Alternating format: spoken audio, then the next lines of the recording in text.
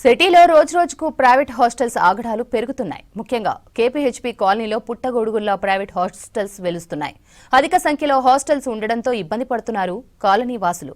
నిత్యం హాస్టల్సే ఉండే యువతీ యువకులు బయటకు వచ్చి ఇబ్బందులకు గురి చేస్తున్నారని వాపోతున్నారు స్థానిక ప్రజలు. పోలీసులకు ఎన్నిసార్లు ఫిర్యాదు చేసినా పట్టించుకోవడం లేదంటున్నారు కాలనీ వాసులు. ప్రైవేట్ హాస్టల్స్ తో ఇబ్బంది పడుతున్నారు కాలనీ వాసులు. ఏదైనా అత్యవసర సమయంలో అంబులెన్స్ కూడా వెళ్లలేని పరిస్థితి ఉంటుంది. కేపీహెచ్బీ కాలనీలో ఉన్న హాస్టల్స్ ముందు రోడ్డుకి అడ్డంగా 2 వీలర్లు, కార్లు పెడుతున్నారు. దీంతో ట్రాఫిక్ జామ్ ఏర్పడుతోంది. అర్ధరాత్రి వరకు హాస్టల్స్ లో ఉండేవాళ్లు రోడ్ల మీద తిరగడంతో ఇబ్బందులు ఎదురవుతున్నాయి అంటున్నారు కాలనీ వాసులు. ఇక్కడ మొత్తం 2 దిక్కుల ఫుల్ బండ్లు ఉంటాయి.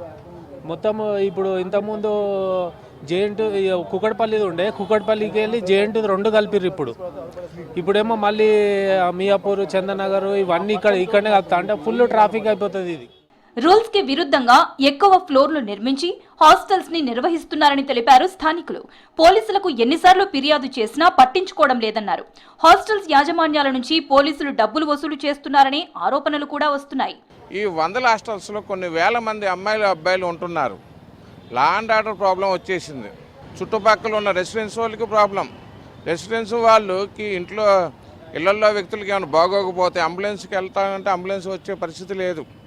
కార్లు ఇవన్నీ వెళ్ళటానికి వీలు లేకుండా ఉన్నాయి.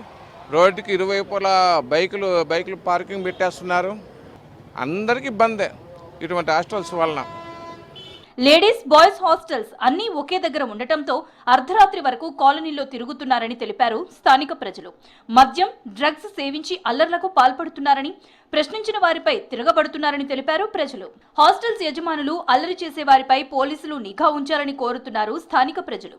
హాస్టల్కి అద్దెకిచ్చిన తర్వాత ఓనర్ అనేవాడు ఇంకా బయట ఓ పాన్ డబ్బానో ఇంకో డబ్బాకో పర్మిషన్ ఇచ్చేసి ఆడ అద్దుల కోసం కక్కుతుపడి పార్కింగ్ అవకాశం లేకుండా చేస్తున్నారు.